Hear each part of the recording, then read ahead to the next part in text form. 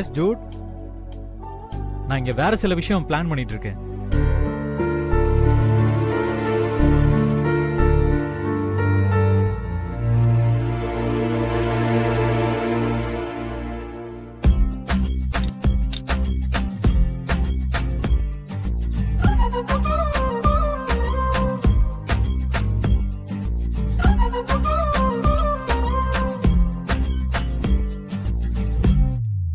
டேய், எனக்கு இங்க டிசைனிங்க்கு ஒரு பொண்ணு கிடைச்சிருக்கா.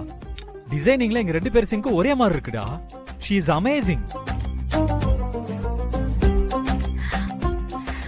ஏய், ஹவ் இஸ் நியூயார்க் டா? ஹலோ, போன் சுவிட்ச் ஆஃப் ஆயிடுச்சு. ஏய் வெண்ணிலா, இந்த போனை சார்ஜ்ல போடு.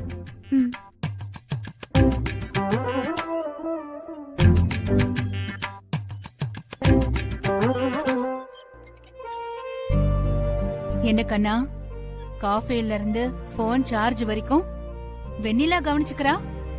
வெண்ணிலா இல்லாம உன்னால எதுவும் செய்ய முடியாது போல.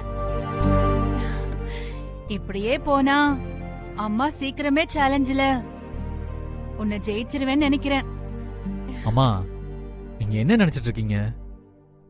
வெண்ணிலோட hair style, dressing sense, getup எல்லாம் மாத்திட்டதால அவளை எனக்கு புரிஞ்சிருச்சு. எல்லாத்துக்கும் நான் அவளை தேடுறேன்னா, நான் உங்ககிட்ட சொன்னது அவ பாக்குறதுக்கு எப்படி இருக்காங்கிற அப்பியரன்ஸ் பத்தினது மட்டும் இல்லம்மா. அது வேறமா.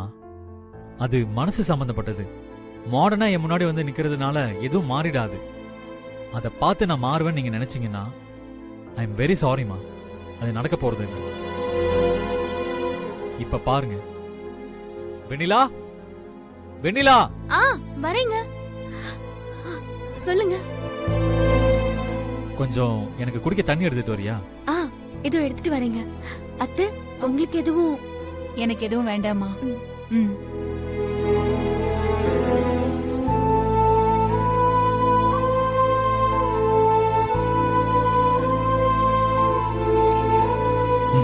தேங்க்ஸ்.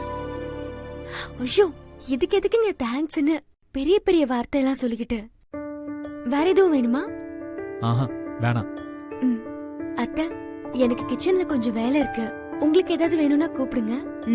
சரி. பாத்தீங்கல்ல, தேங்க்ஸ்னு சொல்றது ஒரு பேசிக் கர்ட்டஸியா நான் பாக்குறேன்.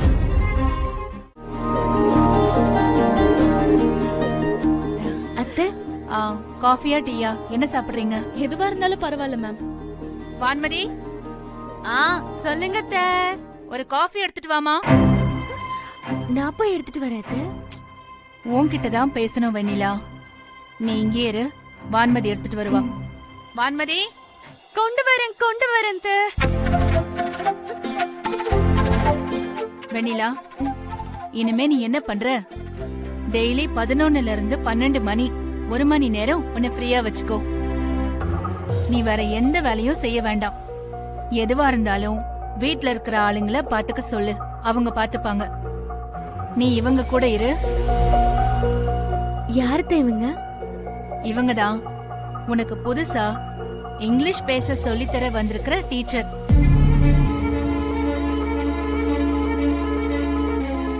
இங்கிலீஷ் டீச்சரா?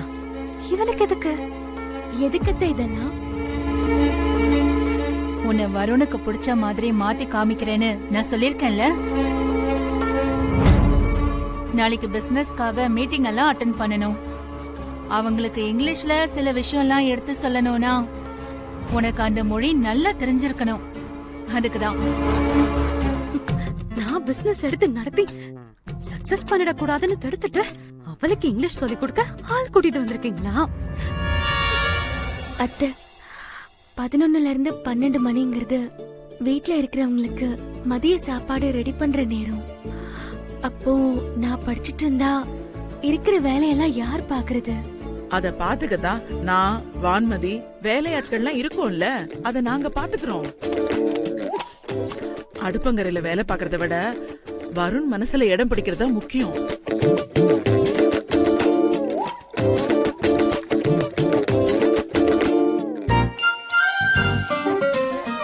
அண்ணாமலையோட பேச்ச கேட்டு நீ முதல்ல இவங்களோட ஸ்போக்கன் இங்கிலீஷ் கிளாஸ கவனி. என்னங்க தேங்க்யூ. இவ்ளோ நாள் இல்லாம இப்போ திடீர்னு இங்கிலீஷ் படிக்கணுமேனு யோசிக்கிறீங்களா? அதெல்லாம் கவலைப்படாதீங்க. ரொம்ப ஈஸியா புரியுற மாதிரி மனசுல வச்சுக்கிற மாதிரி நான் சொல்லித் தரேன். ம். 1 மாசத்துல உங்களுக்கு இங்கிலீஷ் மேல இருக்கிற பயம் போய் நாமளும் பேசி பார்க்கலாங்கிற ஒரு நம்பிக்கைய வர வைக்க வேண்டியது என் பொறுப்பு. இன்னும் என்ன வெண்ணிலா யோசிக்கிற? வான்மதி, நீ வெண்ணிலாக்கு எடுத்து சொல்லு. ஏய் வெண்ணிலா, அதான் அத்தையே சொல்றாங்கல்ல, சரின்னு சொல்லு. ம். சரிங்க அத்தை.